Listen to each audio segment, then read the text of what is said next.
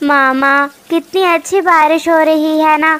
मुझे बारिश बहुत पसंद है। कालू कौवा और शर्मीलो कवि बारिश में बैठकर एक दूसरे का मुंह देख रहे थे। हाँ कालू जी, आप ठीक कह रहे हैं, लेकिन अब कुछ सोचिए ना। मेरी भूख से चिड़िया, अरे ओ चिड़िया। ठीक है शर्मीलो, मैं तुम्हें ज़्यादा शर्मिंदा नहीं करूँगी। ये लो, ले जाओ। लेकिन बहुत बारिशें हुई और बारिशों के ज्यादा होने की वजह से तमाम दाना तबाह हो गया। पक्षियों ने फसलें उगा रखी, सारी की सारी ही गल गई और उनमें कीड़े पड़ गए। इसलिए मैं आपको बताने आया था कि बादलों का संदेश आया है कि दूर किसी जंगल में बहार का मौसम चल रहा था और उस जंगल में तमाम पक्षी बहुत खुश रहा करते। एक दूसरे के दुख सुख में एक दूसरे के काम आते और उनका रवैया भी एक दूसरे के साथ बहार की तरह ही था। उस वक्त उस जंगल में बहार के मौसम की वजह से बहुत से फूल खिले हुए थे और हर तरफ दाना ही दाना था। पक्षियों को दाना ढूंढने की कोई भी फिक्र ना होती और ना ही कहीं से पानी ढूंढने की, क्योंकि बहार की वजह से हर तरफ दाना आम था और तमाम पक्षी बहुत हंसी खुशी जिंदगी गुजार रहे थे। उसी जंगल में एक स्वीटी चिड़िया रहा करती थी, जो बहुत ही मेहनती और जिम्मेदार चिड़िया थी, और उसका एक बेटा था जिसका नाम था पिंकू। एक दिन स्वीटी चिड़िया और उसका बेटा पिंकू दोनों मिलकर दाना की तलाश में घर से बाहर निकलते हैं और रास्ते में उन्हें जाते जाते एक तोता मिल जाता है। अरे अरे, आइए तोते भैया, आप तो मुझे लगता है साथ वाले जंगल से आए हैं ना। हाँ हाँ चिड़िया रानी, मैं साथ वाले जंगल से आया हूँ और तुम सब पक्षियों के लिए एक संदेश लाया हूँ कि हमारे जंगल में बहुत बारिशें हुई और बारिशों के ज्यादा होने की वजह से हमारे जंगल में तमाम दाना तबाह हो गया। बहुत से पक्षियों ने फसलें उगा रखी थी और वो भी बारिशों की वजह से सारी की सारी ही गल गई और उनमें कीड़े पड़ गए। इसलिए मैं आपको बताने आया था कि बादलों का संदेश आया है कि आज नहीं तो कल आपके जंगल में वो आने ही वाले हैं। इसलिए मैंने सोचा कि मैं जल्द से जल्द आप तमाम पक्षियों को बता दूं कि आप सब अपना अपना बंदोबस्त कर लें, ताकि बारिशों के दिन में आपको किसी की मोहताजी का सामना ना करना पड़े। स्वीटी चिड़िया बहुत मेहनती होने के साथ साथ बहुत जिम्मेदार चिड़िया थी। वो हर वक्त किसी भी किस्म के वक्त से मुकाबला करने के लिए तैयार रहती और अपने साथ साथ दूसरे पक्षियों की मदद किया करती। ऐसे ही स्वीटी चिड़िया जल्द अज जल्द जंगल के तमाम पक्षियों को बता देती है कि आज नहीं तो कल उनके जंगल में बादल आने ही वाले हैं और फिर बहुत तेज बारिशें शुरू हो जाएंगी और न जाने कब तक चलेंगी। जंगल के तमाम परिंदे अपनी अपनी तैयारियां शुरू कर देते हैं और बारिश का सामना करने के लिए अपने आप को पूरी तरह से तैयार कर लेते हैं, सिवाय जंगल में मौजूद वो आलसी कालू कौवा और शर्मीलो कवि, जो हर दफा ऐसा ही किया करते थे। ना तो उन्हें किसी बुरे वक्त की परवाह थी और ना ही अपने भूखा मरने की। जब भी बारिशें आती, सूखे का समय आता या कोई भी बुरा वक्त आ जाता, तो वो मांग तांग कर गुजारा करते और मेहनत करना तो उन्होंने कभी जिंदगी में सोचा ही नहीं था। कौवे भैया, आपको पता तो चल गया होगा ना, जो मैंने तमाम पक्षियों को बताया था कल, कि आज नहीं तो कल हमारे जंगल में बारिशें शुरू होने वाली हैं। अरे तो क्या हो गया है चिड़िया? क्या कोई जल्जला आने वाला है जो तुम तमाम पक्षियों को ऐसे डराती फिर रही हो? अरे अरे कौवी, तुम तो गुस्सा ही हो गई। मैं ये कहने की कोशिश कर रही हूँ कि हम सबको मिलजुल कर एक दूसरे की मदद से बारिशों के लिए तैयार हो जाना चाहिए। हम सबको मिलजुल कर दाना ढूंढना चाहिए और अपने अपने लिए दाना जमा कर लेना चाहिए। हाँ हाँ ठीक है, तुम ज्यादा ज़हीन बनती हो, हमें भी पता है, जब बारिशें आएंगी तब देखा जाएगा। और फिर स्वीटी चिड़िया बहुत परेशान होकर वहां से चली जाती है।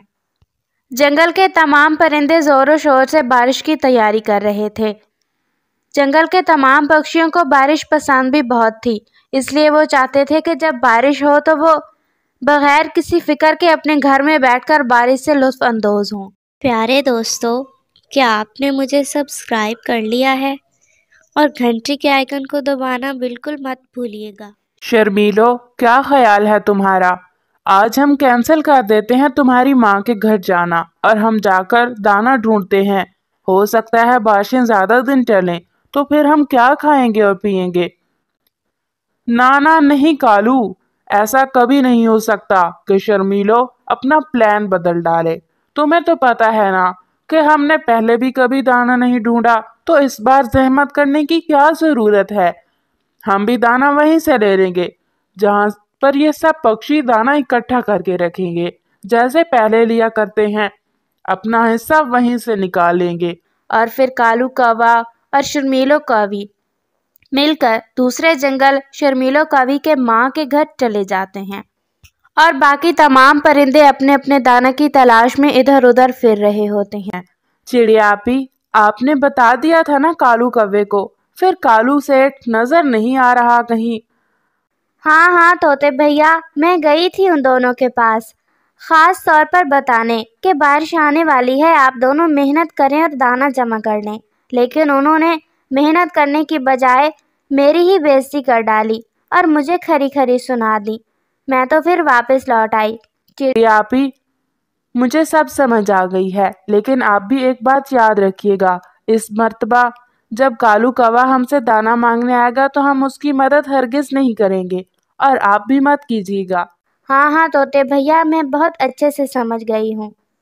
माँ, आप हर वक्त मेहनत करती हैं, लेकिन कालू अंकल तो कभी मेहनत नहीं करते और ना ही कोई दाना ढूंढते हैं। फिर ये खाते पीते कहाँ से हैं? बेटा, ये कालू कौवा हमेशा से ही ऐसे है, कभी मेहनत नहीं करता और ना ही दाना ढूंढता है, और जब कोई बुरा वक्त आ जाए तो मांग तांग कर गुजारा करता है। वो दोनों माँ बेटे ऐसे ही बातें कर रहे होते हैं कि बहुत तेज़ बारिश शुरू हो जाती है। मामा, कितनी अच्छी बारिश हो रही है ना, मुझे बारिश बहुत पसंद है। बेटा, मेरे पास आ जाओ, बारिश सबको ही पसंद होती है। तुम्हें पता है, जब हम छोटे हुआ करते थे तो हमें हमारे मामा पापा बारिश के समय में स्टोरी सुनाया करते थे। मामा, फिर आप भी मुझे स्टोरी सुनाए ना। और फिर स्वीटी चिड़िया अपने बेटे पिंकू को स्टोरी सुनाती है। बारिश थी कि लगातार हो रही थी और दूसरी तरफ कालू कौवा और शर्मीलो कौवी बारिश में बैठकर एक दूसरे का मुंह देख रहे थे और अब उन्हें भूख भी बहुत सता रही थी। दाना तो उनके पास कोई था नहीं, क्योंकि उन्होंने कभी कोई दाना ढूंढने की जहमत ही नहीं की थी। इसलिए अब वो भूख के मारे एक दूसरे को घूर घूर कर देख रहे थे। सुनो जी कालू कौवे, अगर आप ज़्यादा गुस्से नहीं हो तो मुझे आपसे एक बात कहनी है। हाँ हाँ बोलो शर्मीलो, अब ज्यादा ही भूख सता रही है तुम्हें। हाँ देखो ना कालू, मुझे बहुत भूख लगी है और मेरा बीपी भी लो हो रहा है। मैंने तो तुमसे कहा था शर्मीलो कि हम दाना ढूंढ लेते हैं, हम आखिर कब तक लोगों से मांगते फिरेंगे। और अब तो तमाम पक्षी भी वाकिफ हो चुके हैं हमसे, कोई हमें दाना देने के करीब नहीं जाता और उल्टा ताने ही दिया करते हैं। हाँ कालू जी, आप ठीक कह रहे हैं, लेकिन अब कुछ सोचिए ना, मेरी भूख से जान जा रही है। अच्छा, तो तुम चली जाओ स्वीटी चिड़िया के पास, मैं तो नहीं जाऊंगा, क्योंकि वो तो हमें कह कर भी गई थी और तुमने ही रोका था कि ना जाए दाना ढूंढने। तो अब जाओ तुम चिड़िया के पास और मांग कर लाओ। अगर उसने ना दिया तो तुम ज्यादा से ज्यादा खाली हाथ ही लौटोगी ना। और फिर शर्मीलो कौवी स्वीटी चिड़िया की तरफ दाना लेने चली जाती है। चिड़िया, अरे ओ चिड़िया, बड़ी अच्छी हो तुमने हमारी हमेशा ही मदद की है। तुम्हें पता है कि तुम्हारा भैया है ना कालू कौवा, भूख के मारे उसके पेट में दर्द हो रहा है। तो मैं कह रही थी कि अगर तुम तो हमें थोड़ा सा दाना दे देती तो। ठीक है शर्मीलो, मैं तुम्हें ज़्यादा शर्मिंदा नहीं करूँगी। ये लो, ले जाओ, लेकिन इतना ज़रूर कहूँगी कि ज़्यादा नहीं तो थोड़ा तो शर्म कर ही लिया करो और कभी न कभी तो दाना ढूंढ ही लिया करो। ठीक है चिड़िया आपी, आपका बहुत एहसान है हम पर। और फिर शर्मीलो कौवी फौरन से वहाँ से भाग जाती है।